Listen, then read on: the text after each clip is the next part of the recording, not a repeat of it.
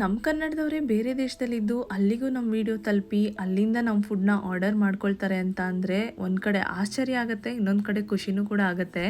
ನಮಸ್ಕಾರ ಎಲ್ರಿಗೂ. ಇವತ್ತು ಮಂಗಳವಾರ ಆ್ಯಸ್ ಯೂಶ್ವಲ್ ಇವತ್ತು ಪರ್ಚೇಸಿಂಗ್ಗೆ ಅಂತ ಹೊರಗಡೆ ಹೋಗಿದ್ದಾಗ ನಮಗೊಂದು ಇನ್ಸಿಡೆಂಟ್ ಆಯಿತು. ಏನಂತಂದರೆ ಅಲ್ಲಿ ನನ್ನ ಹಸ್ಬೆಂಡ್ನ ಕಂಡಿಡ್ದು ನಿಮ್ಮ ವೀಡಿಯೋಸ್ನೆಲ್ಲ ನೋಡ್ತೀನಿ ಅಂತ ಹೇಳಿದರು. ತುಂಬಾ ಖುಷಿ ಆಯಿತು. ನಾವು ಕೂಡ ರೆಕಗ್ನೈಸ್ ಆಗ್ತಿದ್ದೀವಲ್ಲ ಅಂತ. ಆ್ಯಕ್ಚುಲಾಗಿ ಇದು ಸೆಕೆಂಡ್ ಟೈಮ್ ಒಬ್ಬರು ನಮ್ಮನ್ನ ಕಂಡಿಡ್ದು ಈ ಥರ ಹೇಳ್ತಾ ಇರೋದು. ಮೊದಲನೇ ಎಕ್ಸ್ಪೀರಿಯೆನ್ಸ್ ಬಂದು ರಾಯರ ಮಠದಲ್ಲಿ ಆಗಿದ್ದು. ಒಬ್ಬರು ಮೇಡಮ್ ಅಲ್ಲಿ ಕಂಡಿಡ್ದು ನೀವು ಕ್ಲೌಡ್ ಕಿಚನ್ ಮಾಡ್ತೀರಾ ಅಲ್ವಾ ಅಂತ ಹೇಳಿದರು. ಸೊ ಈ ಥರ ಎಲ್ಲ ಎಕ್ಸ್ಪೀರಿಯೆನ್ಸ್ ಒಂಥರ ಹೊಸದಾದ್ರೂ ತುಂಬಾ ಖುಷಿ ಕೊಡುತ್ತೆ. Thank you. ಯಾರೆಲ್ಲ ನನ್ನ ವೀಡಿಯೋಸ್ನ ನೋಡ್ತಾ ಇದ್ದೀರಾ ಇದೇ ರೀತಿ ಸಪೋರ್ಟ್ ಮಾಡಿ ಅಂತ ಕೇಳ್ಕೊಳ್ತೀನಿ. ಆ್ಯಂಡ್ ಇವತ್ತು ನನ್ನ ಕಸ್ಟಮರ್ ಒಬ್ಬರು ದುಬೈಯಿಂದ ಆರ್ಡರ್ ಮಾಡಿದರು. ಅವರು ದುಬೈಯಿಂದ ಇಂಡಿಯಾಗೆ ವಾಪಸ್ ಬರ್ತಾಯಿದ್ರು. ಸೊ ಹಾಗಾಗಿ ಅವ್ರಿಗೆ ಬೇಕಾಗಿರೋಂಥ ಫುಡ್ ಐಟಮ್ಸ್ನೆಲ್ಲ ನನ್ನ ಹತ್ರ ಆರ್ಡರ್ ಮಾಡ್ಕೊಂಡಿದ್ರು. ಇವತ್ತು ಅವ್ರಿಗೆ ಬೇಕಾಗಿದ್ದು ನಾಟಿ ಕೋಳಿ ಸಾರು, ಕೈಮಾ ಸಾರು, ಮಟನ್ ಬಿರಿಯಾನಿ.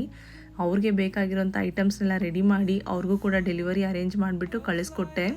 ಇಷ್ಟು ದಿನ ತುಂಬ ದೂರದ ಏರಿಯಾಯಿಂದ ಎಲ್ಲ ಆರ್ಡರ್ಸ್ ಬರ್ತಾಯಿತ್ತು. ಆದರೆ ಇವತ್ತು ಬೇರೆ ದೇಶದಿಂದನೇ ಬಂದಿದೆ ಅಂದರೆ ತುಂಬಾ ಖುಷಿಯಾಗತ್ತೆ.